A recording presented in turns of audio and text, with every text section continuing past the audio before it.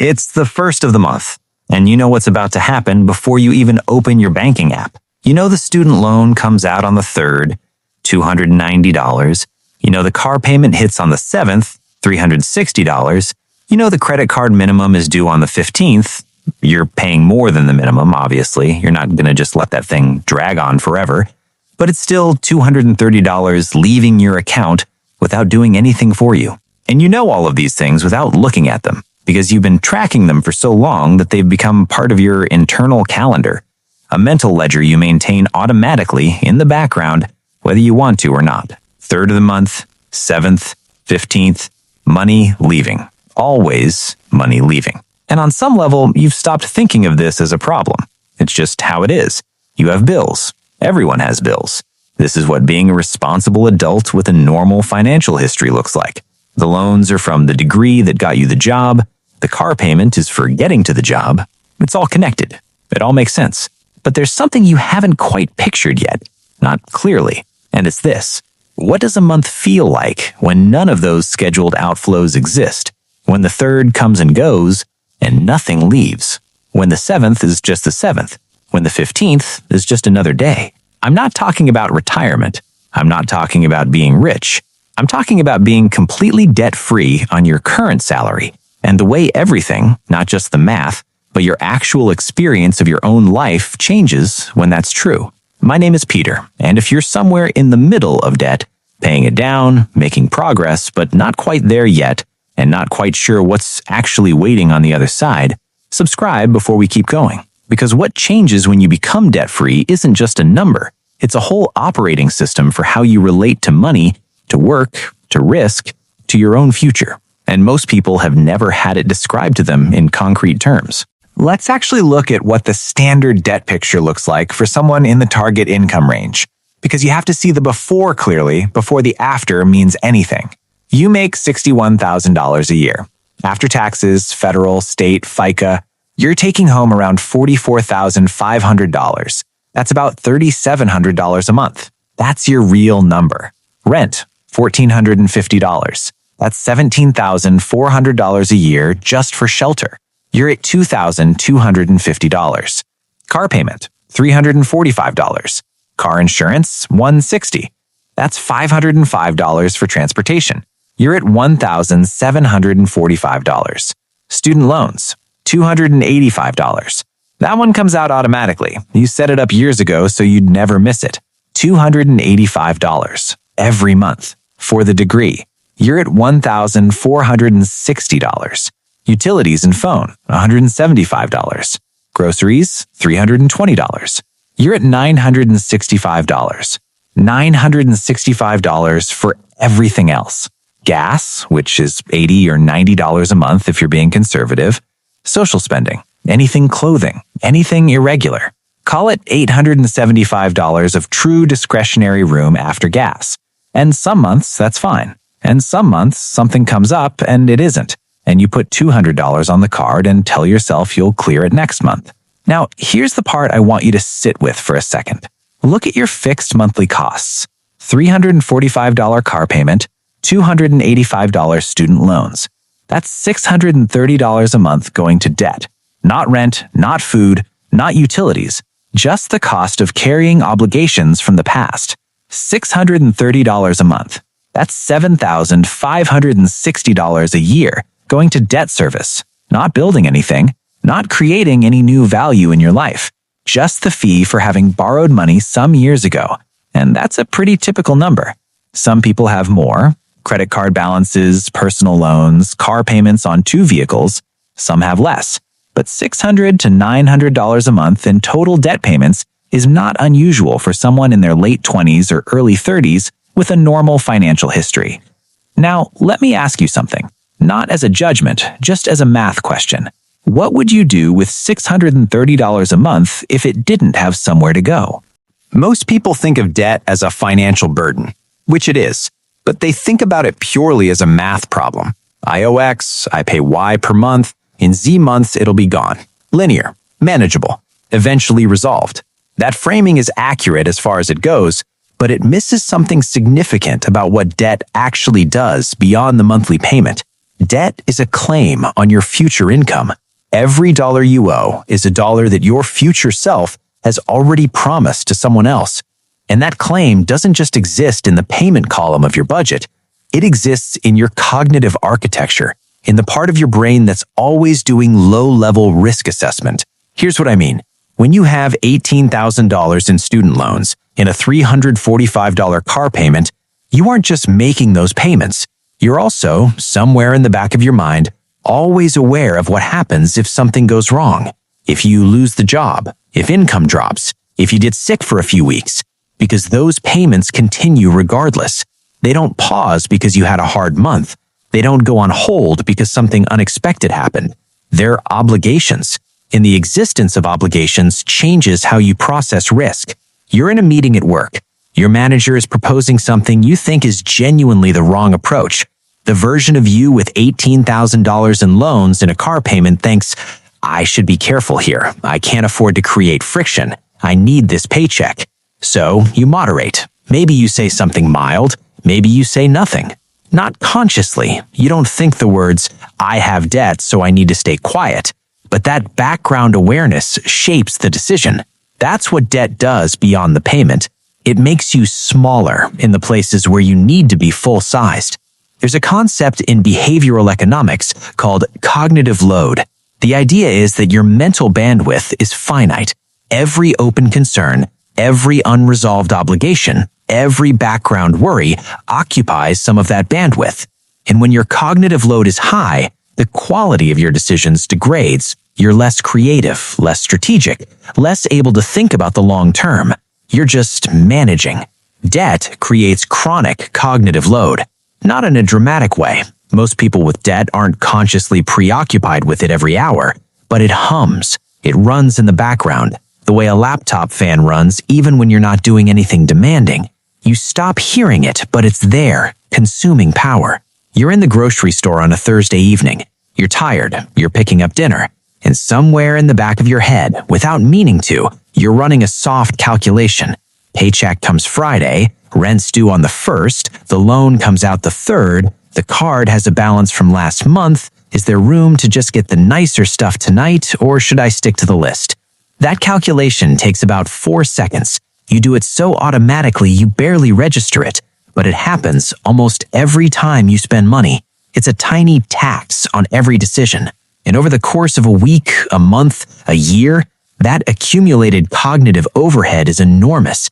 It's not just money leaving your account, it's attention leaving your mind. The person who is completely debt-free doesn't do that calculation. They're in the same grocery store, same income level, and they're just picking up dinner. The question is, do I want this? Not, can I fit this in?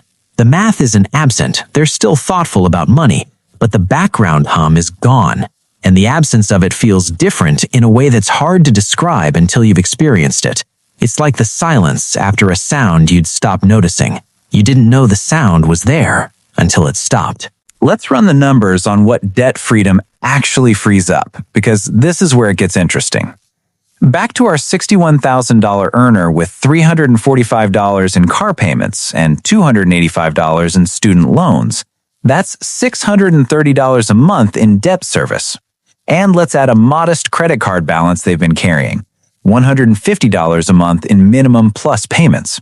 Total debt service, $780 a month. When all of that is gone, car paid off, loans eliminated, card cleared, they have $780 a month that previously had a predetermined destination. It was already spoken for before it arrived. Now it isn't. $780 a month. That's $9,360 a year. Let's say they do something fairly conservative with it. They put $500 a month into a brokerage account, a simple index fund, and they use the other $280 for actual quality of life spending. A nicer dinner once a week, a trip they've been putting off, something that was always on the someday list. That $500 a month at 7% average annual returns, after 10 years, it's about $87,000. After 20 years, it's around $262,000. After 30 years, and this is what the math does, it's over $600,000. $600,000. from $500 that used to go to a car payment and a loan. But the even more immediate version is simpler than that. Before debt freedom, that person had $875 in true monthly discretionary room. After debt freedom, they have $1,655. Not because they got a raise, not because anything external changed, just because the obligations that were claiming $780 a month no longer exist. Their life, on the same salary, at the same job, in the same apartment, is now measurably different. The number available for living, for saving, for options, it nearly doubled. And it happened because they paid off the past rather than spending on the present. Here's how people who have actually made it to debt freedom describe the experience after, and this is consistent across almost everyone who's been through it. The first thing they notice isn't the money, it's the mental space. The low-level calculations stop. Not immediately, not overnight, but gradually over a few months, the automatic background math that happened every time they spent money, is there room for this? Will this fit? What's the cushion this week? It slows down, and then mostly stops. Because the answer is almost always yes now. There's room. There's cushion. The math resolves easily. And when that background noise quiets, something else becomes audible. Actual thinking. Long-term thinking. The kind where you're on your commute and instead of mentally allocating paychecks, you're thinking about what you actually want from the next 5 years. What you'd do if the job changed. Whether there's something you'd build if you had the bandwidth to build it. That's not a small thing. That is an enormous thing. Most people in debt are managing the present so carefully that there's almost no cognitive room left for the future. And then they become debt-free, and the future suddenly has space to exist. It also changes how they show up at work, and this is the part people talk about most. You're in that meeting, the manager's proposing the wrong approach again. The version of you with no debt thinks, I can say something. If this goes badly and I need to find a different job, I can do that. I have a few months of expenses saved, actually saved now that $780 isn't leaving every month, and I have the time to find something better. So I'll say what I actually think. And sometimes that conversation changes the outcome. And sometimes it leads to a different job. And sometimes it leads to a promotion because speaking clearly when others stay quiet is noticed. None of that happens if the financial pressure requires you to stay quiet. Debt freedom doesn't make you brave. It removes the specific financial reason to be silent. There's also what happens with decisions that involve money. When you're carrying debt, every significant financial decision has a layer of obligation attached to it. Can we take the trip? Well, the loan balance is still X and the card has Y on it, and the trip gets deferred again. Or it happens on the card, which adds to the balance, which extends the debt, which pushes the freedom slightly further out. When the debt is gone, the trip gets taken or it doesn't, based purely on whether you want to take it and whether the savings account supports it. The decision is clean. There's no carrying cost. There's no interest accruing on the choice.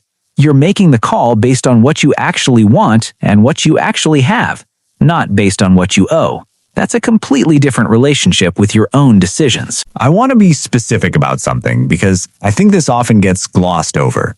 Getting to completely debt-free on a $61,000 salary with a normal amount of debt takes real time and real focus. If you're carrying $18,000 in student loans and $14,000 left on a car, that's $32,000 in debt.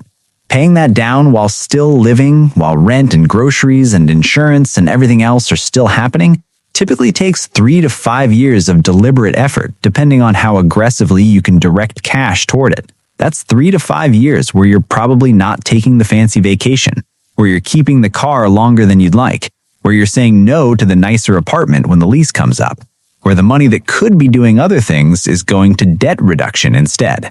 That's a real cost. I'm not going to pretend it isn't. But here's the thing about that cost. It has an end date. Unlike a lifestyle upgrade which persists and generates ongoing expenses, debt payoff is finite. You pay the debt, and then it's gone, permanently. The $285 student loan payment doesn't come back. The $345 car payment doesn't return. They disappear, and what's in their place is yours. Most lifestyle upgrades work the other way. You spend more, you adjust to the new level, and now you need the higher number to maintain the same subjective experience of normal. The upgrade becomes the baseline. Debt freedom works in reverse. You temporarily constrain spending to eliminate obligations, and what you get at the end is permanent expansion. More room, more options, more choices on the same salary that don't go away. Here's the actual thing about becoming completely debt-free. It's not about the money in the end, or not primarily. The math is real. $780 freed up, $600,000 at stake over 30 years. All of that is real. But the math isn't what people remember when they describe crossing that line. What they remember is a Sunday morning where the first of the month is coming and they're not doing the calculation. They're just having coffee. And it's quiet in a way that is a little hard to describe if you haven't been there. Because the absence of debt isn't just the absence of a payment. It's the absence of a specific kind of low-grade noise that most of us have been hearing for so long that we've stopped registering it as noise. It's become background, normal, just what having finances feels like. And then it stops, and you realize it was always optional. Debt is not a natural condition of adult life. It feels that way. It feels so pervasive and so universal that it reads as inevitable. But it isn't. It's a choice made under varying degrees of pressure at various points in your financial history, and it can be undone. Not instantly, not painlessly, not without the 3 to 5 years of focused effort, but completely, permanently. Most of the things that make adult financial life feel like treading water trace back to the same root. Income is claimed before it arrives. Not by taxes, that's a different topic, but by obligations, by the things you promised to pay back before you had the context to understand what that promise would cost you long term. Undoing those promises, one payment at a time until there are none left, that is among the highest leverage things you can do with your financial life at this income level.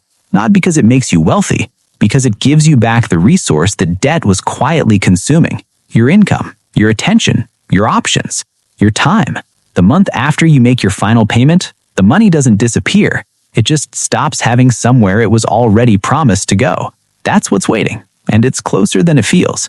If you want to see exactly what to do with that $780 once it's finally yours, and how taking that money and hitting a specific mathematical threshold will change your life forever, click the video on your screen right now. Stop paying for your past and start buying your freedom. I'll see you there.